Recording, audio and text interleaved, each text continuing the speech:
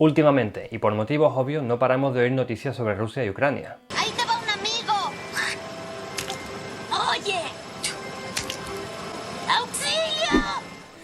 Y esto me hizo pensar sobre sus respectivas lenguas. A ver, no es ninguna novedad que las lenguas con alfabeto cirílico, como el ruso, el ucraniano, el macedonio, el búlgaro, etc., son bastante difíciles. Y no os voy a engañar, esto no es ningún vídeo motivador del tipo aprende ruso en 3 semanas, porque no. Eso no va a pasar ni con el ruso ni con ningún otro idioma.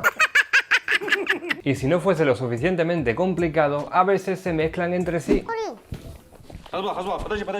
Es más, a veces oigo frases del tipo el ruso y el ucraniano son lo mismo, o el idioma que se habla en Ucrania es el ruso. Que sí, pero no. Claro que se habla ruso en Ucrania, y claro que el ruso tiene más hablantes que el ucraniano. Pero eso se debe en parte a una cuestión política entre ambos países y al número de habitantes que tienen los dos. Pero aunque para los que no hablamos ninguno de esos idiomas nos puedan parecer lo mismo, no lo son. Y es que nos parecen lo mismo dado que los dos tienen la misma raíz lingüística. Es decir, son lenguas hermanas como lo pueden ser el español y el portugués.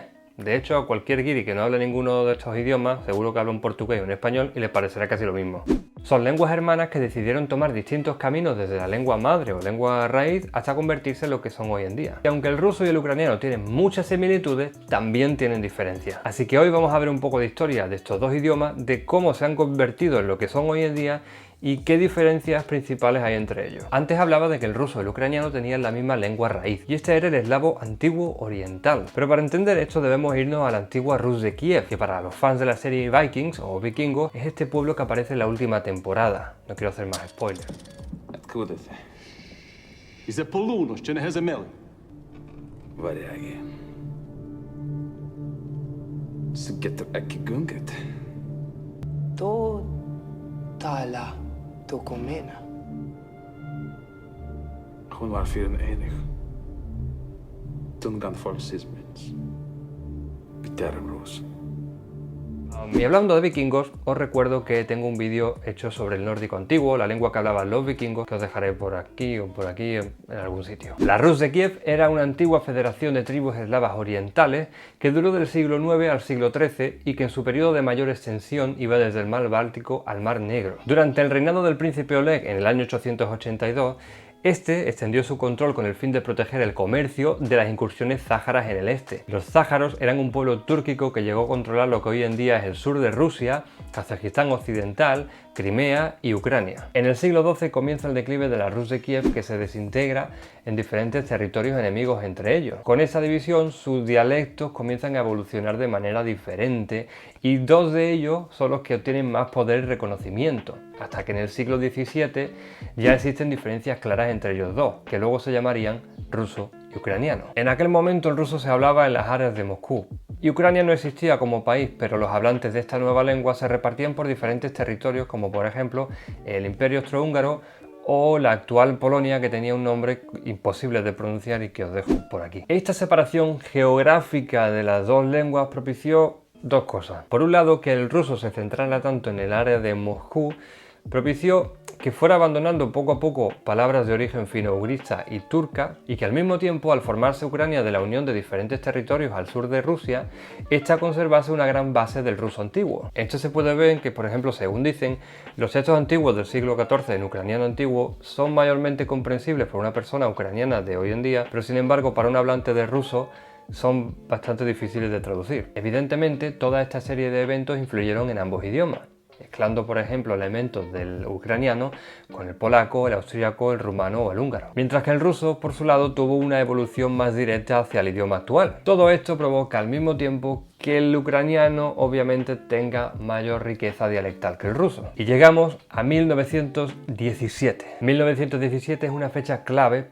por varios motivos. Quizá el más importante de ellos es que el Imperio ruso fue derrotado y destruido por la Revolución de Octubre, y para entonces las dos lenguas ya eran completamente diferentes. Pero como el ruso era el idioma oficial de la Unión Soviética, este fue incorporado también a la República Socialista Soviética de Ucrania. Así que el ruso gana una importancia brutal, dejando al ucraniano en un segundísimo plano. Es decir, el ruso se convierte en lengua oficial enseñada en los colegios, usada en los medios de comunicación, en los organismos oficiales, mientras que cualquier publicación en lengua ucraniana era cancelada e incluso se intentó suprimir la lengua y destruir. Hasta que en 1991 Ucrania se convierte oficialmente en un país independiente. Así que estas políticas tan estrictas obviamente cambian en territorio ucraniano, porque ya no se cancela el ucraniano, y en Rusia al haberse separado se relajan un poquito también. Esto sí, no quiere decir que el ruso deje de hablarse en Ucrania. De hecho, a día de hoy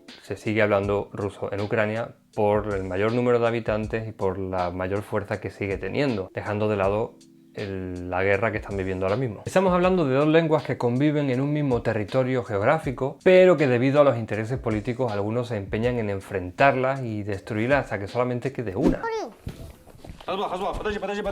Así pues, según esta tabla de la Kiev International Institute of Sociology, vemos que dentro de la propia Ucrania domina la lengua ucraniana cuanto más nos alejamos de Rusia. Pero sin embargo, cuanto más al sureste o la propia zona del Donbass, va dominando cada vez más la población que habla exclusivamente ruso. En Ucrania, un 64,7% de la población habla ucraniano, un 32,9% habla ruso, pero también se habla rumano, búlgaro, húngaro, bielorruso y polaco en porcentajes menores a un 1%. Bueno, pero ¿qué pasa entonces con las diferencias lingüísticas? ¿En qué se diferencian estas dos lenguas que para nosotros nos parecen tan iguales? Ambos alfabetos constan de 33 letras, aunque el ruso tiene estas que son exclusivas que no usa el ucraniano, y el ucraniano también tiene otras exclusivas que no usa el ruso. No me pidáis que las pronuncie porque no tengo ni idea. Eso sí, la pronunciación de las mismas letras de una lengua a otra puede variar ligeramente. Otra diferencia curiosa es que existen palabras iguales en los dos idiomas, se escriben igual, se pronuncian igual, pero tienen significados totalmente diferentes. Antes hablaba de que por cómo había evolucionado cada idioma, el ucraniano era mucho más rico dialécticamente,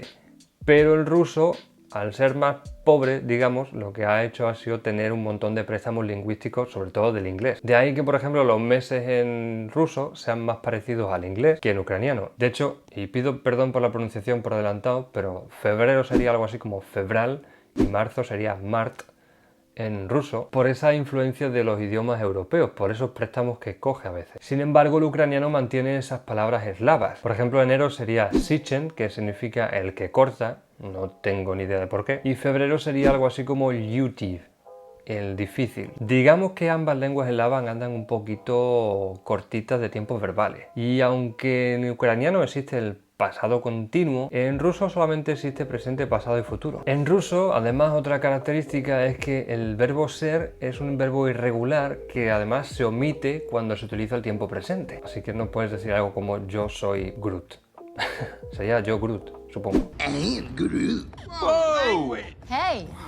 Otra diferencia característica y gramatical es que algunos verbos en ruso, como por ejemplo esperar, son transitivos, es decir, necesitamos un complemento directo, un objeto, como cuando decimos yo espero al tren. El tren sería el complemento directo, y sin embargo estos verbos en ucraniano son intransitivos y necesitan además una preposición para que funcionen, como cuando en inglés decimos I am waiting for the train. Y para acabar quería dejaros con una última curiosidad, y esta curiosidad se llama surzik. No sé si se pronuncia así, pero lo dejo escrito por aquí. ¿Y qué es esto? Diréis. Esto no es una lengua, sino el resultado de la mezcla del ruso con el ucraniano. Lo repito, no es una lengua, es lo que en español llamaríamos Spanglish.